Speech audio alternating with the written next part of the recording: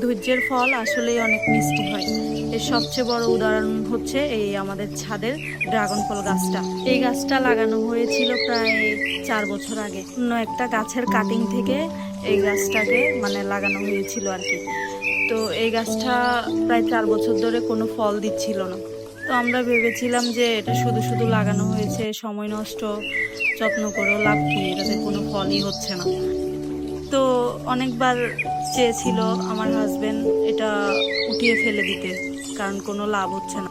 তারপরও কি ভেবে যেন গাছটাকে রেখে দিয়েছিলাম। এখন রাখার পরে আল্লাহর কি কুদরত দেখেন, এই 4 বছর শেষ হয়ে 5 বছরে পড়লো, গাছটাতে ফুল আসলো হঠাৎ করে।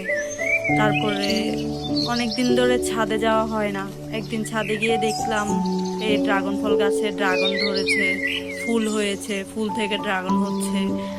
দেখে তো পুরো অবাক হয়ে গেলাম যে আমরা যে গাছটাকে অবহেলা করেছিলাম বা ভেবেছিলাম এটা দিয়ে কিছুই হবে না, কিন্তু দেখলাম অবশেষে এটা থেকেই ফল হচ্ছে, আল্লাহর রহমতে ফল দিচ্ছে, মাশাল্লাহ। কি সুন্দর লাল টুকটুকে ড্রাগন ধরেছে, দেখলেও মন জুড়িয়ে যাচ্ছে।